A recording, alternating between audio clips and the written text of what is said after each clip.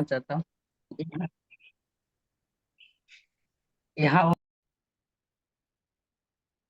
ओम अज्ञानतिमिरन्दस्य ज्ञानाञ्जनशलाकया चक्षुरुन्मिलितं येन तस्मै श्रीगुरुवे नमः। श्रीचैतन्यमनोभीष्टं स्थापितं येन भूतले स्वयं रूपा कदा मह्यं ददाति स्वपदान्तिकं। वन्देऽहं श्रीगुरु श्रीयुतपदकमलं श्रीगुरुवैष्णवंश्च श्रीरूपं सागरजातं सहगं रघुनाथान्वितं तं सजीवं साधवैतं सावधूतं परिजनसहितं कृष्णचैतन्यदेवं श्रीराधाकृष्णपादान् सहगं ललिता श्रीविशाखान्वितांश्च। हे कृष्ण करुणा सिंधु दीनबंधु जगतपते गोपेश गोपिका कांता राधा कांत नमस्तुते। तप्त कंचन गौरांगी राधे वृंदावनेश्वरी वृषभानुसुते देवी प्रणमामि हरिप्रिये। वाञ्छाकल्पतरुभ्यश्च कृपा सिन्धुभ्य एव च पतितानां पावनेभ्यो वैष्णवेभ्यो नमो नमः। नमो विष्णुपादाय कृष्णपृष्ठाय भूतले श्रीमते भक्तिवेदांत स्वामीति नामिने। नमस्ते सरस्वते देवे गौरवाणी प्रचारिणे निर्विशेष शून्यवादी पाश्चात्य देश तारिणे। जय श्री कृष्ण चैतन्य प्रभु नित्यानंद श्री अद्वैत गदाधर श्रीवासादि गौर भक्तवृंद। हरे कृष्णा कृष्णा कृष्णा हरे हरे, हरे राम राम राम हरे हरे। हरे कृष्णा। सभी भक्तों का स्वागत है मॉर्निंग भगवत गीता की क्लास में। हमारा शीर्षक चल रहा है 11वां अध्याय विराट रूप। ठीक है, विराट रूप में है हम। कल हमने पढ़ा पहला श्लोक जिसमें अर्जुन कहते हैं कि आपने जिन अत्यंत गुह्य आध्यात्मिक विषयों का मुझे उपदेश दिया है उसे सुनकर अब मेरा मोह दूर हो गया है। तो जो सीक्रेट और कॉन्फिडेंशियल जो नॉलेज भगवान ने आध्यात्मिक रहस्य भगवान ने खोले हैं अर्जुन के सामने, उनको जानकर अर्जुन जो है ना उनका मोह दूर हो गया है ना। मद अनुग्रहाय परमम। अनुग्रहाय है ना, पहला पहला वर्ड है अनुग्रहाय। अनुग्रहाय बहुत इंपॉर्टेंट वर्ड होता है। अनुग्रह क्या होता है ना।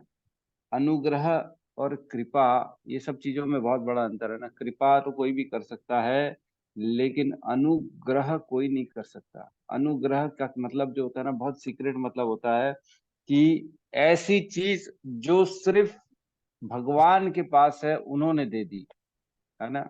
अनुग्रह मतलब ऐसा नहीं है आम जाम चीजें हैं, अरे ठीक है मैंने बता दिया, वही वही तो लिखा था गीता में वही वाली चीज बता दी, ऐसा नहीं।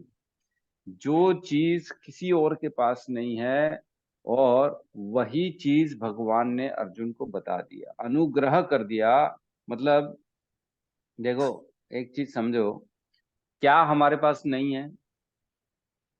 योग्यता नहीं है हमारे पास, ठीक है ना। हमारे पास योग्यता नहीं है गीता समझने की।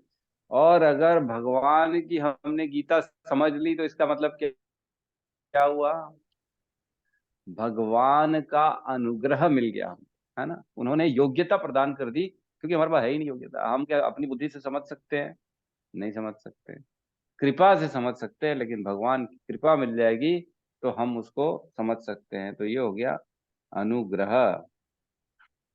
योग माया, एक्चुअल में अनुग्रह का एक और मतलब होता है कि जो योग माया जो भगवान जिससे अपने आप को आच्छादित रखते ढके रहते हैं, अपनी जो है ना ऐश्वर्य और योग ऐश्वर्य को छुपा के रखते हैं भगवान अपने आप को, वो योग माया से छुपाते हैं। तो वो योग माया को हटाने की शक्ति किसके पास है? भगवान के पास है।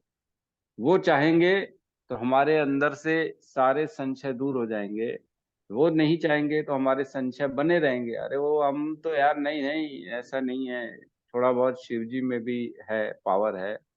दोनों लगभग बराबर ऐसा है। दोनों के बीच में लड़ाई भी हुई थी, आप लोगों को याद होगा। जब धनुष जो है फिर परशुराम को दिया गया, परशुराम ने जनक महाराज को दिया गया शिव जी का धनुष रखने के लिए, और स्वयं विष्णु जी का रख लिया था अपने पास। नहीं नहीं सेम है बोले, दोनों सेम है। तो ये सारी चीजें ना डाउट्स बने रहेंगे, आखिरी तक बने रहेंगे, जब तक भगवान का अनुग्रह नहीं होगा। अनुग्रह में योग माया हट जाती, भगवान हटा देते हैं, उसको पर्दा को दूर कर देते हैं और अपने आप को साक्षात आप लोगों के सामने ला देते हैं। और भगवान दो भुज रूप में हम भगवान को देखने के काबिल बन जाते हैं, है ना।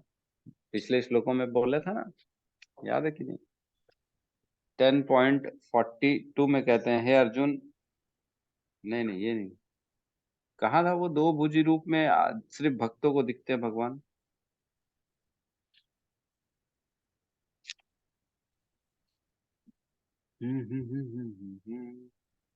पढ़े थे क्या अपन ने? केवल शुद्ध भक्त ही भगवान को दो भुज रूप में देख पाते हैं।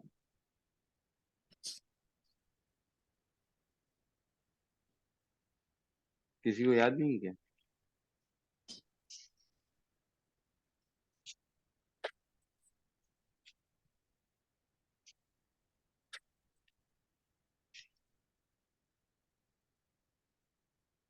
चलो ठीक है, हो सकता है कहीं और पढ़ा हूँ मैंने। ठीक है, तो अब पढ़ते हैं अपन, प्रवेश करते हैं 10.02 में। ठीक है, श्लोक दोहराएंगे साथ में। भवाप्ययो हि भूतानां भवाप्यव्ययो श्रुतो विस्तरशो मया श्रुतो श्रुतो विस्तरशो मया त्वक्तः कमलपत्रक्षं त्वत्तः कमलपत्र अक्षः महात्म्यम् अपि च अव्ययम् महात्म्यम् अपि च अव्ययम् भवाप्ययो हि भूतानां भवाप्ययो हि भूतानाम् श्रुतो विश्वस्तरशो मया श्रुतो विस्तरशः मया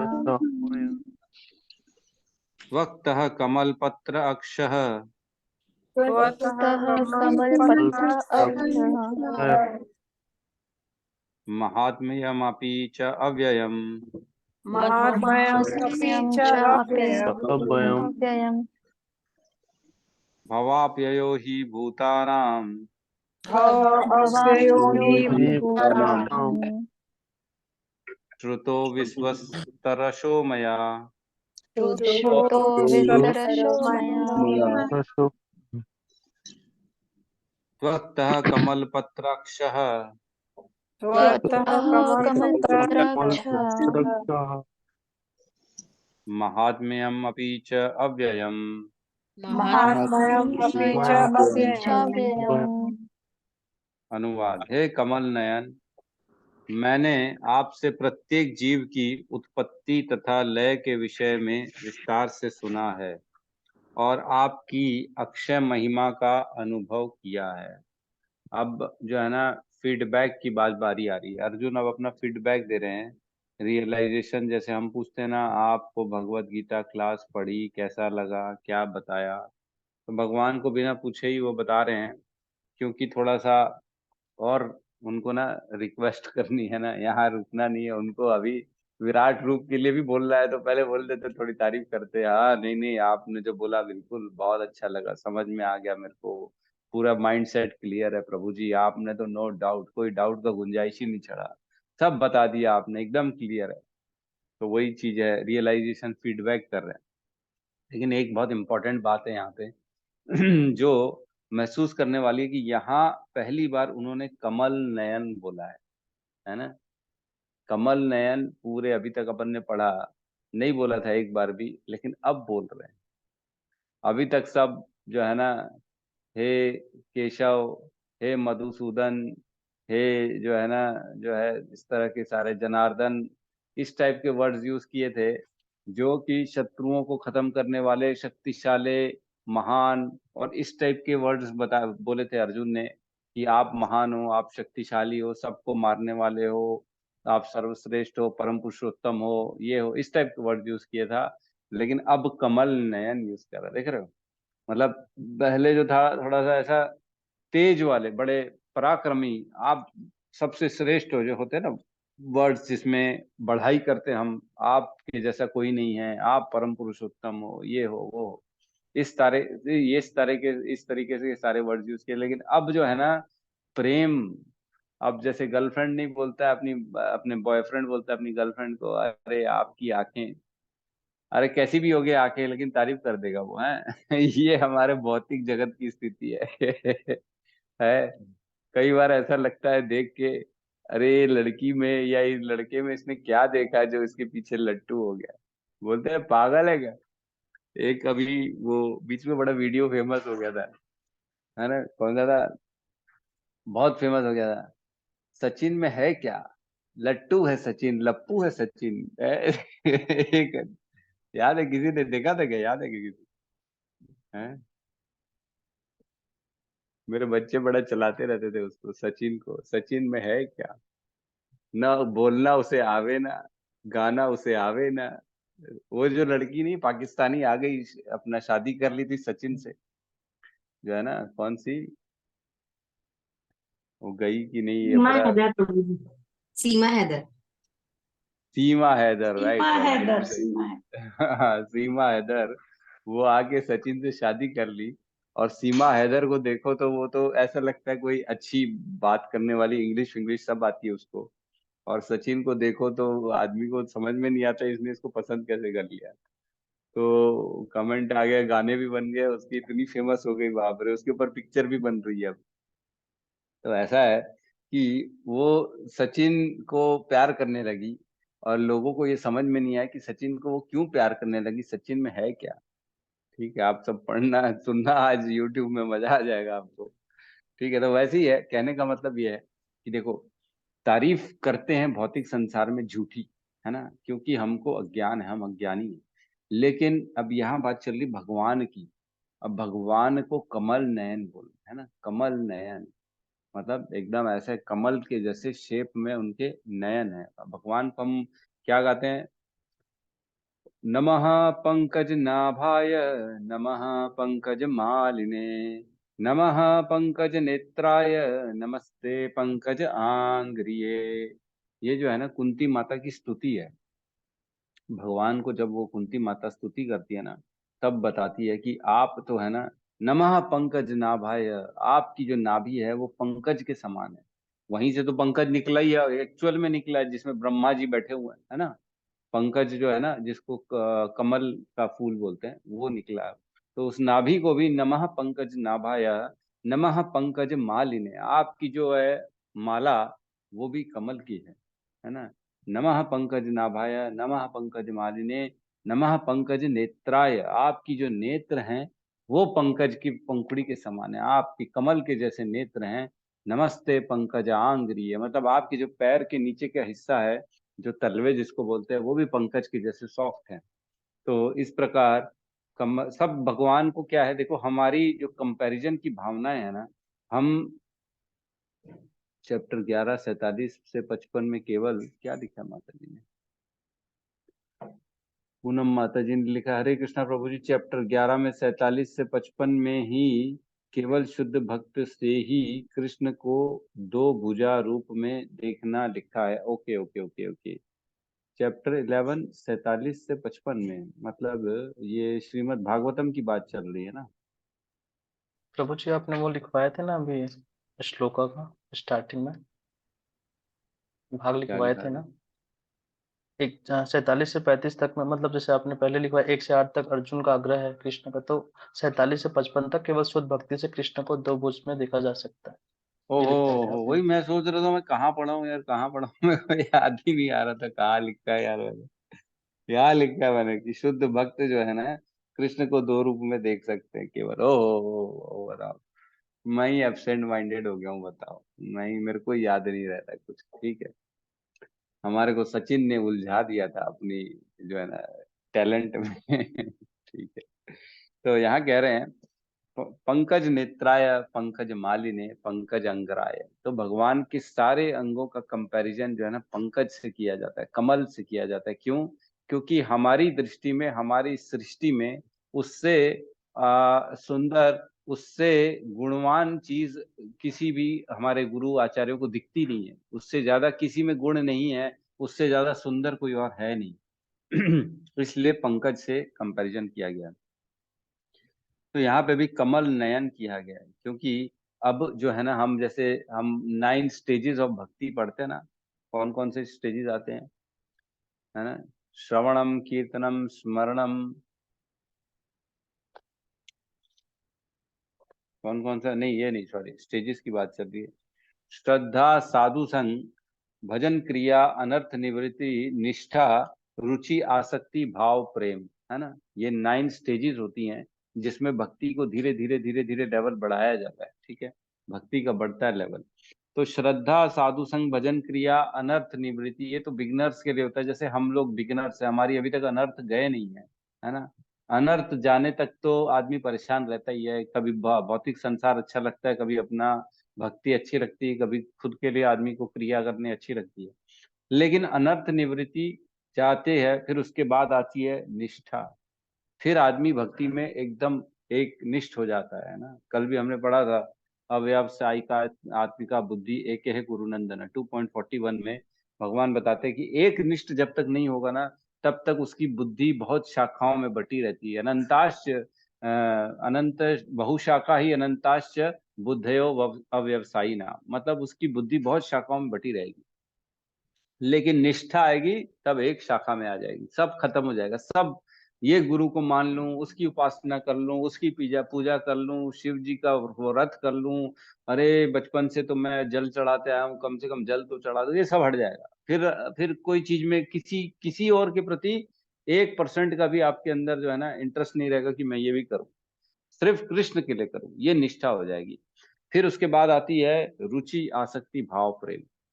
तो अब जो है ना कृष्ण जो अर्जुन जो है ना उनका प्रेम की तरफ बढ़ रहे हैं, उनका भाव प्रेम तक भगवान के पास पहुंच रहे हैं। अब ये सब चीजें, अब उनके अंदर जो डाउट्स था, ये था मैं करने वाला हूँ, मेरे परिजन है, ये मोह वो मोह, वो सब चीजों से अब वो धीरे धीरे दूर हो रहे हैं। अब उनका भाव प्रेम में पहुंच रहे हैं। इसलिए यहाँ पे कह रहे हैं कमल नयन, है ना। प्रेम होता है तब तारीफ की जाती है एक दूसरे की, आप तो ऐसे सुंदर हो, आप तो वैसे सुंदर।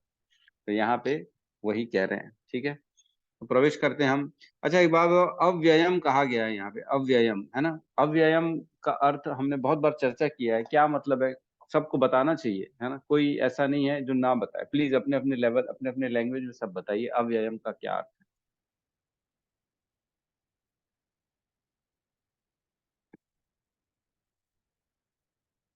यस, बताइए गौतम प्रभु, शुरुआत आप ही से करते हैं। प्रभु जी हाँ, वैसे लिखा ही है अक्षय विनाशी, मतलब आध्यात्मिक जगत में भी ये जैसे खत्म नहीं होता, ये चलता रहता है कंटिन्यू। हाँ, मैं अपन ने इसके बहुत बहुत ज्यादा डिस्कशन किया है इसमें कि अव्ययम का अर्थ क्या होता है। तो यहाँ जो लिखा है वो नहीं बताना है हमको, जो हमारा रियलाइजेशन है, जो अपन समझ सकते हैं वो बताते हैं।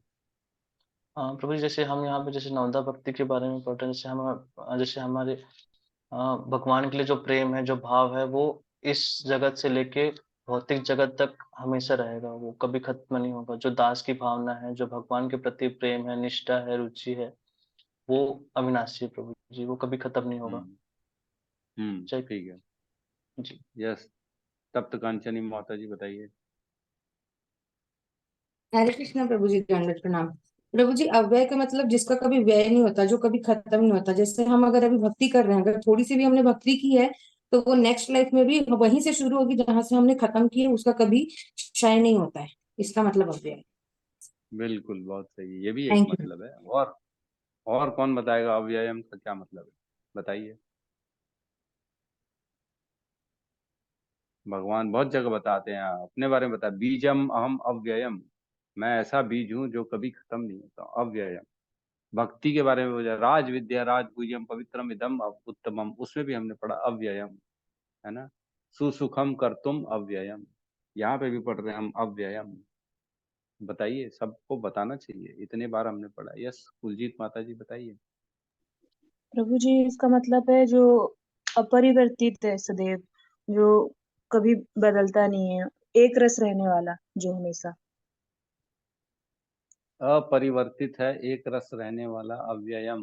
नहीं माता जी, ये नहीं हुआ मतलब इसका। अव्ययम का मतलब अपरिवर्तित तो नहीं है, लेकिन कभी न खत्म होने वाला है, जिसका एंड नहीं है। हम्म और कोई। हरे कृष्णा गुरु जी, दंडवत प्रणाम। प्रणाम। हम जैसे इस जन्म में 20% जैसे भक्ति करते हैं तो हमारा जो भक्ति है वो कभी खत्म नहीं होता, अगले जन्म में 21% से चालू होगा। हाँ, ऐसा यही तो बताया था उन्होंने, तप्त कांचनी माता जी ने भी कि भक्ति खत्म नहीं होगी, नेक्स्ट जीवन में भी रहेगी अव्ययम।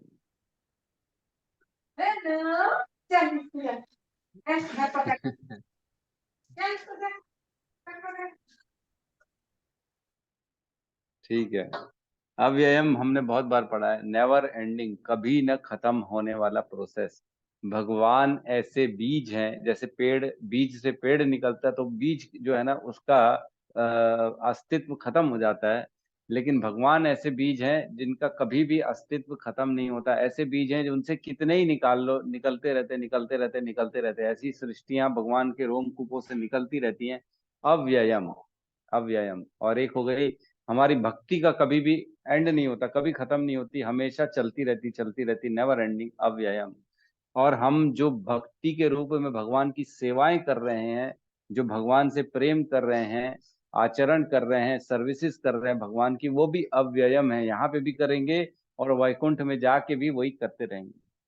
तो इस प्रकार ना अव्ययम का जो है ना कभी न क्षीण होने वाली स्थिति है ये।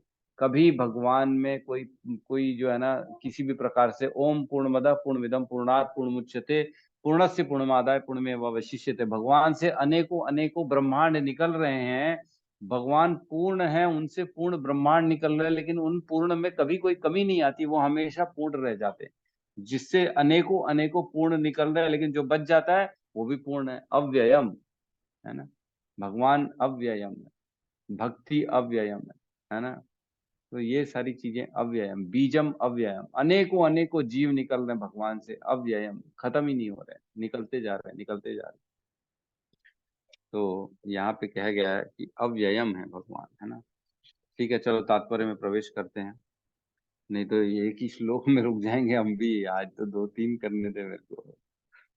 तात्पर्य भाई शीला प्रभुपाद की जय। अर्जुन यहाँ पर प्रसन्नता के मारे कृष्ण को कमल नयन, कृष्ण के नेत्र कमल के फूल की पंखुड़ियों जैसे दिखते हैं कहकर संबोधित करता है, क्योंकि उन्होंने किसी पिछले अध्याय में उसे विश्वास दिलाया, अहम कृतसानस्य जगतः प्रभव प्रलयस्तता, मैं इस संपूर्ण जगत भौतिक जगत की उत्पत्ति तथा प्रलय का कारण हूँ।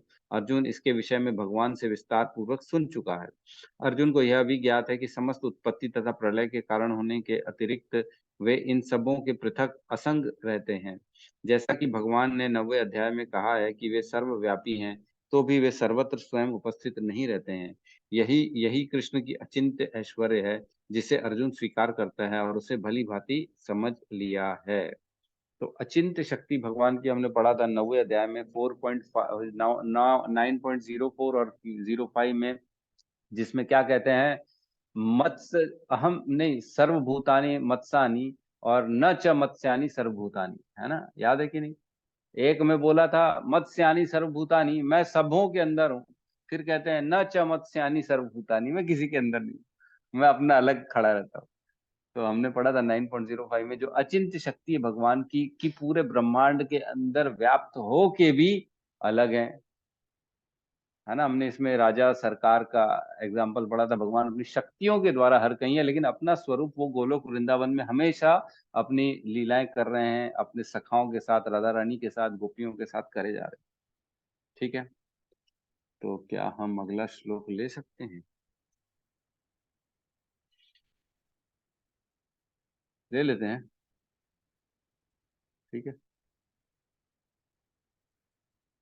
11.3 एवं एतत् यथात्मत्वम् एवं एतत् यथार्थं आत्मानं परमेश्वरः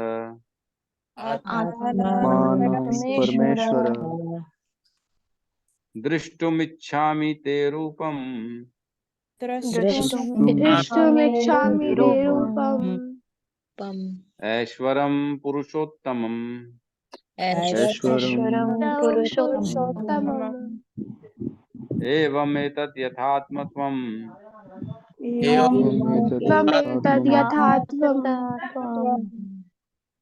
आत्मानं परमेश्वरः आत्मानं परमेश्वरे दृष्टुमिच्छामि ते रूपम् द्रष्टुम् इच्छामि ते रूपम् ऐश्वरं पुरुषोत्तम ऐश्वरं पुरुषोत्तम एवं एतत् यथात्मत्वम् एवं यथात्मकम् आत्मानं परमेश्वरः आत्मानं परमेश्वर दृष्टुमिच्छामि ते रूपम् द्रष्टुम् इच्छामि ते रूपम् ऐश्वरं पुरुषोत्तम ऐश्वरं पुरुषोत्तम अनुवाद है पुरुषोत्तम है परमेश्वर, यद्यपि आपको मैं अपने समक्ष आपके द्वारा वर्णित आपके वास्तविक रूप में देख रहा हूँ, किंतु मैं यह देखने का इच्छुक हूँ कि आप इस दृश्य जगत में किस प्रकार प्रविष्ट हुए हैं। मैं आपको आपके उसी रूप का दर्शन करना चाहता हूँ, है ना। तो यहाँ पे कृष्ण भगवान को कृष्ण से अर्जुन रिक्वेस्ट कर रहे हैं कि आप मेरे को वो रूप दिखाइए जो आपने मेरे को बताया। इतने सारे आपने ऐश्वर्य बताए मेरे को, तो उसके बारे में मेरे को अगर रिक्वेस्ट कर रहा हूँ मैं आपसे कि आप मेरे को वो रूप दिखाइए। तो तात्पर्य एक बार पढ़ेंगे क्या कोई? हरे कृष्णा बाबू जी, मैं हाँ पढ़िए पढ़िए। भगवान ने यह कहा है कि उन्होंने अपने साक्षात स्वरूप में ब्रह्मांड के भीतर प्रवेश किया है। फलतः यह दृश्य जगत संभव हो सका है और चल रहा है। जहाँ तक अर्जुन का संबंध है, वह कृष्ण के कथनों से प्रोत्साहित है, किंतु भविष्य में उन लोगों को विश्वास दिलाने के लिए जो कृष्ण को सामान्य पुरुष सोच सकते हैं, अर्जुन चाहता है कि वह भगवान को उनके विराट रूप में देखें, जिससे वे ब्रह्मांड के भीतर से काम करते हैं। यद्यपि वे इससे पृथक है। अर्जुन द्वारा भगवान के लिए पुरुषोत्तम संबोधन भी महत्वपूर्ण है। क्योंकि वे भगवान हैं, इसलिए वे स्वयं अर्जुन के भीतर उपस्थित हैं। अतः वे अर्जुन की इच्छा को जानते हैं। वे यह समझते हैं कि अर्जुन को उनके विराट रूप का दर्शन करने की कोई लालसा नहीं है, क्योंकि वह उनको साक्षात देखकर पूर्णतः संतुष्ट है। किंतु भगवान यह भी जानते हैं कि अर्जुन अन्यों को विश्वास दिलाने के लिए ही विराट रूप का दर्शन करना चाहता है। अर्जुन को इसकी पुष्टि के लिए कोई व्यक्तिगत इच्छा ना थी। कृष्ण यह भी जानते हैं कि अर्जुन विराट रूप का दर्शन एक आदर्श स्थापित करने के लिए करना चाहता है, क्योंकि भविष्य में ऐसे अनेक धूर्त होंगे जो अपने आप को ईश्वर का अवतार बताएंगे। अतः लोगों को सावधान रहना होगा। जो कोई अपने को कृष्ण कहेगा, उसे अपने दावे की पुष्टि के लिए विराट रूप दिखाने के लिए सन्निध्य रहना होगा। हरे कृष्ण बोल। सन्नद्ध रहना होगा मतलब बाध्य। ऐसा नहीं है खाली बोल दिए, अमृत प्रभु ने बोल दिया मैं तो आदित्यों में विष्णु हूँ, तो थोड़ी बाध्य हो भैया, अब दिखाना पड़ेगा आपको। ऐसा थोड़ी बोलने से थोड़ी चलेगा। खाली बोल दिए मैं भगवान हूँ, मेरे को सिद्धि। आजकल कितने लोग आते हैं नहीं, बीच में कौन सी माता थी, बड़ा रेड कलर की लिपस्टिक लगा के, रेड साड़ी, ऐसे त्रिशूल पकड़ के खड़ी रहती थी। कौन सी माता? दुर्गा हूँ मैं, क्या बोलती हूँ मेरे को याद। राधे माँ। हाँ राधे माँ, राधे माँ। वो कौन सी माता का अपना स्वरूप बताती थी कि मैं कौन हूँ? दुर्गा हूँ।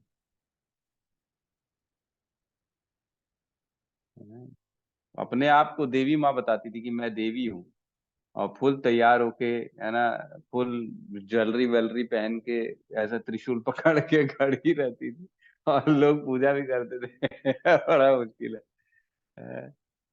उनका प्रभु जी जींस टी शर्ट में भी फोटो आया था ना बाद में। हाँ जी, टी शर्ट में भी आया था। तो राधे माँ, वो अपने आप को बोलती मैं दुर्गा हूँ। वो राधा माँ नाम था उनका। हाँ राधा माँ नाम था उनका, तभी तो मैंने कहा नाम उनका राधे माँ था, लेकिन वो स्वरूप दुर्गा का लेके आई थी। बोलती थी मैं दुर्गा हूँ, ऐसा बोलती थी, है ना।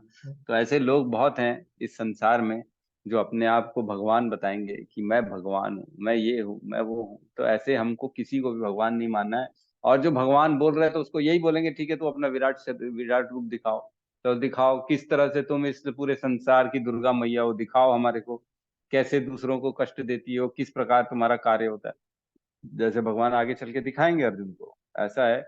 और इसमें बहुत इंपॉर्टेंट है इसीलिए हम ये वाली भगवत गीता पढ़ते हैं, क्योंकि यहाँ पे अब देखो अर्जुन के अंदर परमात्मा के रूप में भगवान स्थित हैं, और भगवान ने अर्जुन के अंदर के मन की इच्छा को समझ गए हैं कि अर्जुन को तो डाउट नहीं है, लेकिन अर्जुन दूसरों के लिए भगवान को बोल रहे हैं कि आप अपना वो रूप दिखाओ, है ना। ये तो अपने अंदर की चीज सिर्फ हमको ही पता रहती है कि मैं क्या सोच रहा हूँ अंदर, दूसरे को नहीं पता पड़ती है, लेकिन परमात्मा को पता रहता है कि हम क्या सोच रहे हैं। लेकिन यही अगर कोई दूसरी भगवत गीता पढ़ेंगे ना, तो उसमें ये चीज नहीं मिलेगी आपको तात्पर्य में, कि अर्जुन की सोच के कारण भगवान से वो पूछ रहा है कि दूसरों का जो है ना वो क्लियर चाहता है, संशय दूसरों के प्रति क्लियर चाहता है, आगे आने वाले हम जैसे लोगों के लिए चाह रहा है। लेकिन दूसरी भगवत गीता में इसके अलग अलग कमेंट मिलेंगे कि अर्जुन ने संशय किया, उसको डाउट था कि ये पॉसिबल कैसे हो सकता है, ये तो मेरे बचपन का दोस्त है, ये कैसे भगवान हो सकता है, बोल तो दिया है, क्या देख कर करके दिखा पाता है कि नहीं दिखा पाता है। तो ये सारी चीजें जो होती है ना, डाउट्स वाली भगवत गीता है। तो इसलिए कहते हैं कोई भी भगवत गीता नहीं पढ़नी चाहिए, क्योंकि आपकी मनोस्थिति ना वो चेंज हो जाती है, एकदम चेंज हो जाती है।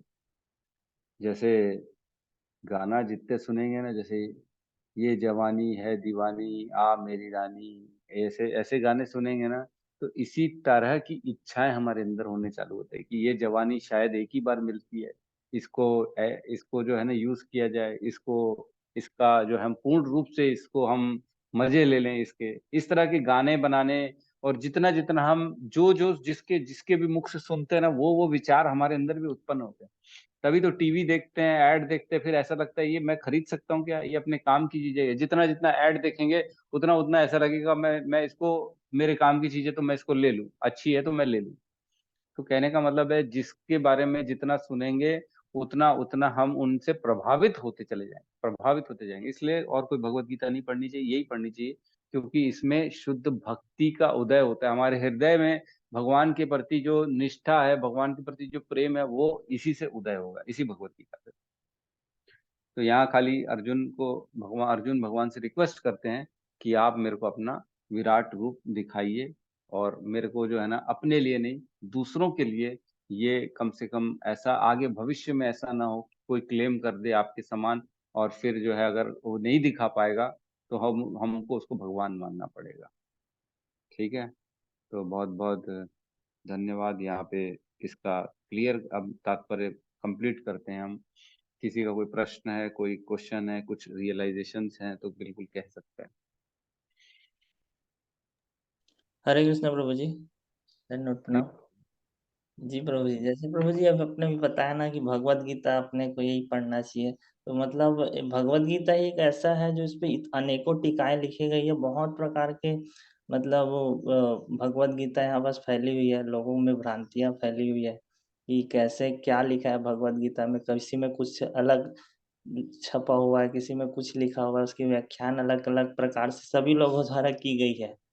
जी प्रभु जी, मैं भी अभी एक घर गया था तो उसको मैं बोला भगवत गीता आप भी पढ़िएगा, तो बोलता है मैं पीडीएफ रखा हूँ मेरे पास है, तो वो कोई दूसरा दिखा रहा था मुझे कि ये पीडीएफ में है मेरे पास, मैं इसको पढ़ता हूँ, ये है वह करके। मैं बोला पता नहीं, बहुत सारे भगवत गीताएं हैं ऐसे, तो आपको इसको पढ़ना चाहिए, इस पे आपको क्लियरली होगा, सामान्य शब्दों में लिखा हुआ है करके, तो ऐसा है देखो प्रभु क्या जी। होता है, जो सबसे पॉपुलर होता है ना उसकी डुप्लीकेट बहुत बनती है ना, क्योंकि जो है जैसे पिक्चर हो गई, बहुत सारी जो बहुत बड़ी पिक्चर है, बहुत फेमस हुई हो, उसकी बहुत सारी सेकंड उसकी डुप्लीकेट बनेंगी, उसकी कॉपी बनेगी, रिमिक्स बनेंगे। गानों जो बहुत पॉपुलर गाने हैं उसके रिमिक्स बहुत सारे बनते हैं, बहुत सारे लोग अपने अपने आवाज में गाना गाते हैं उसको, और यूट्यूब में डाल देते हैं पॉपुलर होने के लिए, क्योंकि वो बहुत पॉपुलर है, उसको लोग सुनते हैं।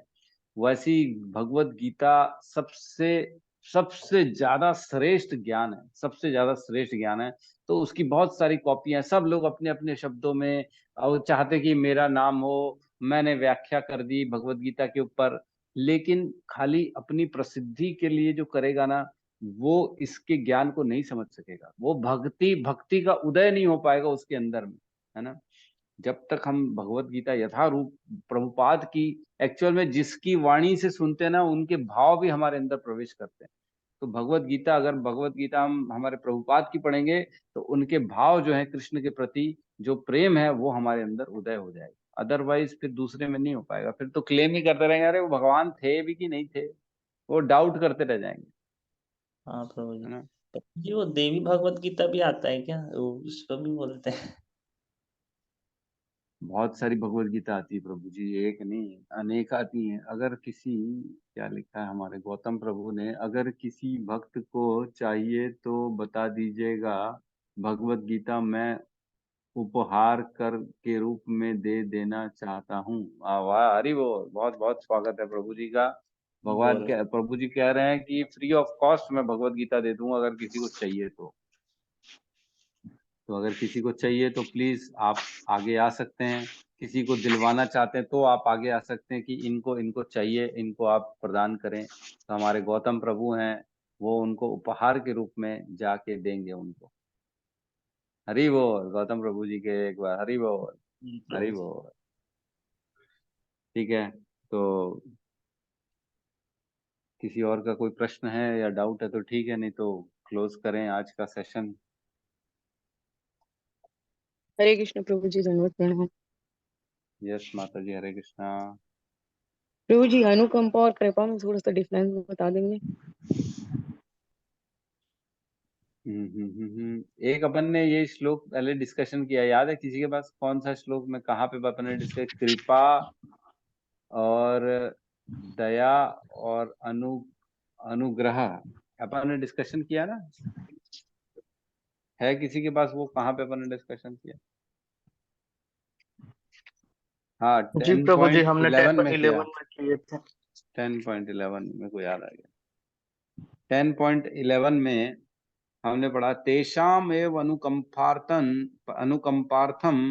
अहम अज्ञान जमः तमः नाशयामि आत्म भावस्तो ज्ञान दीपेन भास्वतः। तो दया, करुणा और अनुकंपा में हमने उस समय भी चर्चा की थी। उसी प्रकार अनुग्रह है ना, अनुकंपा और अनुग्रह। तो हम कल चर्चा करेंगे, आज तो थोड़ा सा समय हो गया है। ठीक है, कोई मतलब नहीं, फिर हड़बड़ में गड़बड़ हो जाएगी। कल इस पे चर्चा करते हैं, अनुग्रह और अनुकंपा पे। ठीक है, तो माता जी कल चर्चा करते हैं, याद दिलाइएगा एक बार, अगर मैं भूल गया तो आप भी एक याद दिला दीजिए। ठीक है, और आशा कर रहा हूँ सब लोग दीपदान कर रहे होंगे। शाम को तो अवश्य कर रहे होंगे, सुबह भी कर लें तो और अच्छा है। दामोदर अष्टकम का पाठ चला के कर रहे होंगे, मिट्टी के दीपक में जो है ना, घी की या तिल की तेल से इसको दीपक को दान करें, दोबारा यूज ना करें उसको, है ना। तो भगवान की कृपा मिलेगी और अच्छे से। ठीक है, तो सब मिलके एक बार हरे कृष्ण महामंत्र का जाप कर लेते हैं।